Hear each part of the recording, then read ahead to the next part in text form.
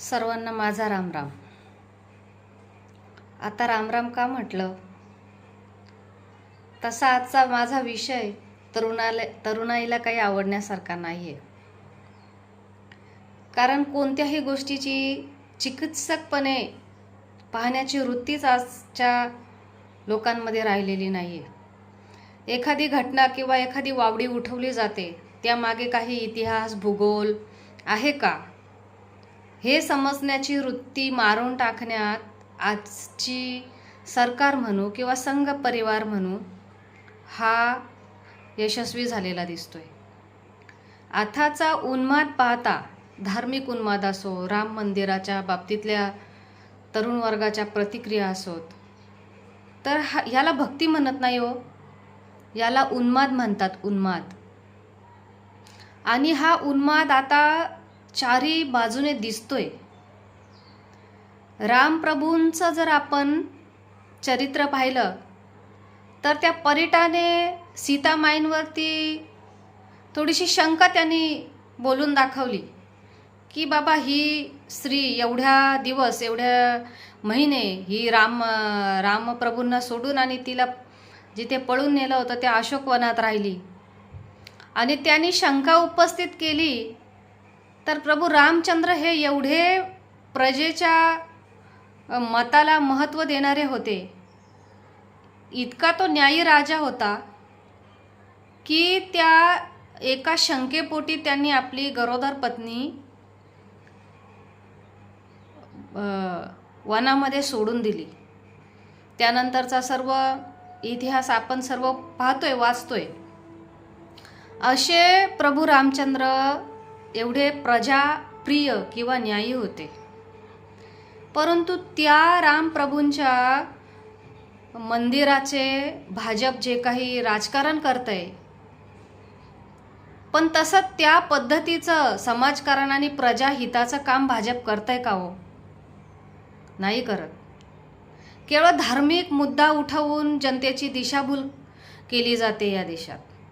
आज राम मंदिराचा जर आपण इतिहास पाहिला तर 92-93च्या कालावधीमध्ये जेव्हा VP सिंग सरकार असताना, मंडल कमिशन लागू होताना VP सिंग सरकारचा भाजप सरकारने काढून घेतला.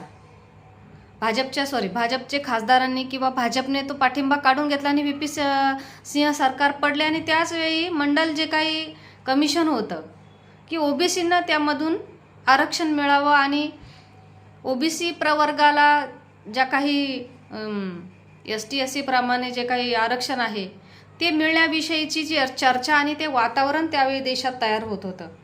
आणि कुठेतरी ही डायव्हर्ट करायचं किंवा लक्ष जनतेचं बाजूला वेधून घ्यायचं म्हणून हा राम मंदिराचा मुद्दा आणि रथयात्रा काढल्या गेल्या, गावागावामधून विटा दिल्या. सर्वश्रुत आहे, हे सर्व सांगून झाले. आणि त्या विटामधून जो काही धार्मिक तेढ आणि जे प्रक्षोभक वातावरण तयार केलं गेलं, तेव्हाच लालकृष्ण अडवाणी असतील किंवा अशोक सिंघवाल असतील, त्यांच्या हे लक्षात आलं की या देशामध्ये जर धार्मिक किंवा देवाच्या नावाने आपण जर वातावरण पेटवलं तर त्याच्यामध्ये आपण यशस्वी होतोय. आणि आजची परिस्थिती पण हीच आहे बघा. आजच्या परिस्थितीलाही धार्मिक वातावरण पेटवलं जातंय. मग तिथे आमचे तरुण हे विसरून जातात की सरकार दरवर्षी 2 कोटी नोकऱ्या देणार होतं. त्याच्यानंतर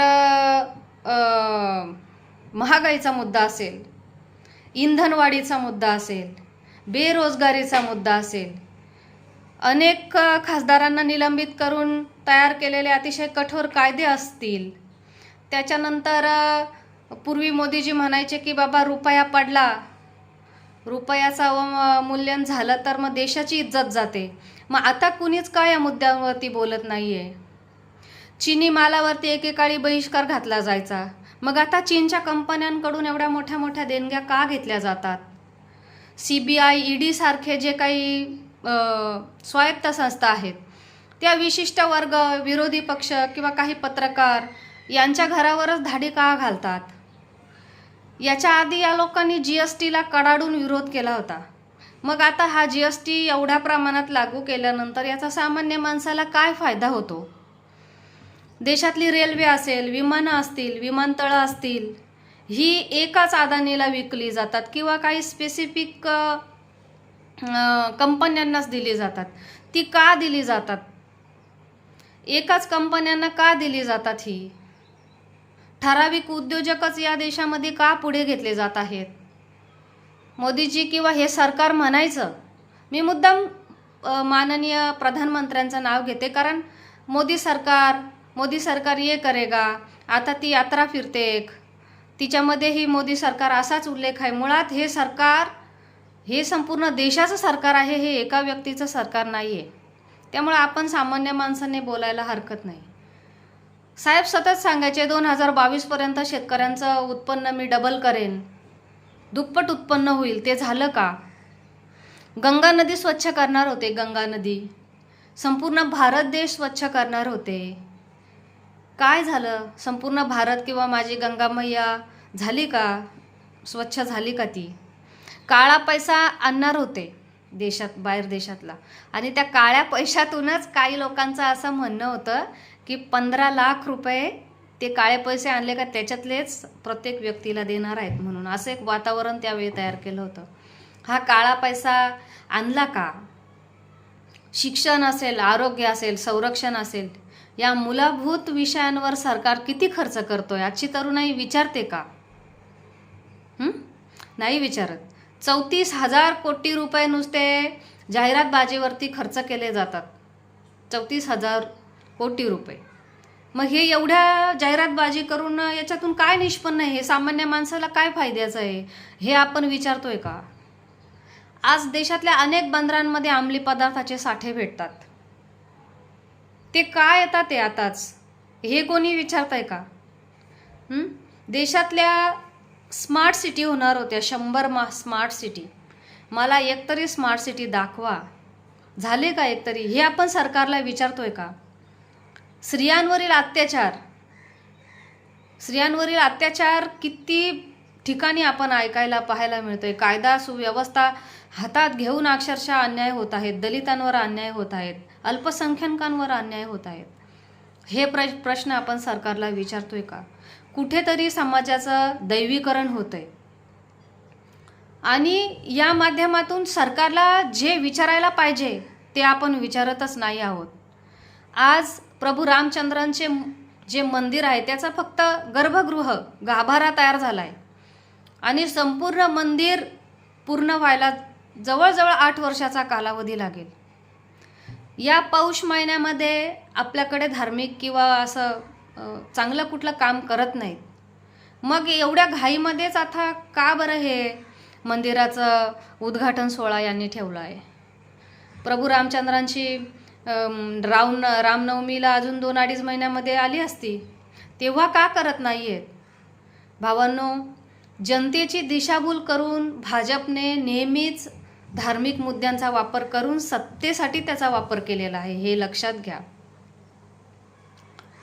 आणि या सत्तेतून त्यांनी अतिशय जाचक पद्धतीने आपल्यावरती कायदे आणि संविधानाची तोडमोड, स्वायत्त संस्थांची तोडमोड या माध्यमातून करायला घेतले. आपण जे प्रश्न आज विचारायला पाहिजेत ते न विचारता केवळ धार्मिक मुद्द्यांच्या मागे फिरते आहोत. धर्म हा आहेच, त्याबद्दल वाद नाही. प्रभू रामचंद्र हे सर्वश्रेष्ठ आहेत. ते देवाला काय आपण देणार? आपली काय तेवढी पात्रता आहे हो? आणि मंदिराचा जर विषय असेल तर या मंदिरासाठी मुद्दामहून भाजपने त्यावेळी आणि आताही धार्मिक वातावरण तयार करून केवळ सत्तेची पोळी भाजलेली आहे. मंदिराचा तुम्ही बांधा, उद्घाटन करा, या सर्वांमध्ये सर्वांनाच आनंद आहे, मुद्दा तो नाहीच. परंतु त्याचा कुठेतरी आपले अपयश झाकण्यासाठी सरकार वापर करत आहे. आज आपण साधं आताचं उदाहरण बघतोय की तलाठीच्या परीक्षेचा पेपर, आज करोडो रुपये विद्यार्थ्यांनी पै करता करता विद्यार्थ्यांकडे कोणाकडे पैसे असतात नसतात, एवढ्या अतिशय अवास्तव शुल्क आकारलेलं आहे शासनाने आणि ते शुल्क भरून विद्यार्थी परीक्षा देतात आणि त्याचा रिझल्ट काय लागतो तर एका विद्यार्थ्याला 200 पैकी 214 मार्क पडतात. मी कुठेतरी वाचलं की 200चाच सातबारा आहे आणि 14 हा पोट खराबा आहे. म्हणजे आज ज्या तरुणाईला ज्या गोष्टींची गरज आहे, शिक्षण द्या, रोजगार द्या, कंपन्या आणा, या मेडिसिनमध्ये काम द्या त्यांच्या हाताला. आज भारतामध्ये हा यूथ कुठल्या दिशेने चालला आहे किंवा त्याला कुठल्या पद्धतीने सरकार डायव्हर्ट करतं आहे हे लक्षात घ्या भावांनो. केवळ व्हॉट्सअपवरती आलेल्या फॉरवर्ड मेसेजमधून आपलं पोट भरणार नाही आहे हे लक्षात घ्या. भावी पिढ्या किंवा एक सजग, एक चांगला नागरिक म्हणून जगायचा असेल तर धर्मांध बाबतींमध्ये आपण जर गुरफटलो तर काय आपण भविष्य घडवू शकतो. उद्या केसेस किंवा ह्या अन्य गोष्टी झाल्यानंतर कोणीही तिकडे वाचवायला येत नाही. आज तरुणाई आहे त्यामुळं ह्या उन्मादात बळी न पडता आपण चिकित्सकपणे पाहिलं पाहिजे. हे राम मंदिर जरी उभं होत असलं तरी तुमच्या आमच्या जनतेच्या पैशातून उभं राहत आहे. अनेक 1100-1200 लोकांनी, सामान्य माणसांनी, कुठला नेता मेला का हो? जेव्हा बाबरी तोडल्यानंतर कुठला कारसेवक, कुठल्या नेत्याचा मुलगा तिकडं शहीद झाला का? कुठल्या नेत्याचा मुलगाचा तिकडं बलिदान गेलं का? नाही, मरणारे सामान्यच होते आणि आता पैसे देणारेही सामान्यच आहेत. त्यामुळे आपल्या या सामान्यांच्या शक्तीचा योग्य वापर झाला पाहिजे. हे सरकार या धार्मिक मुद्द्याचं स्वतः श्रेय घेत आहे.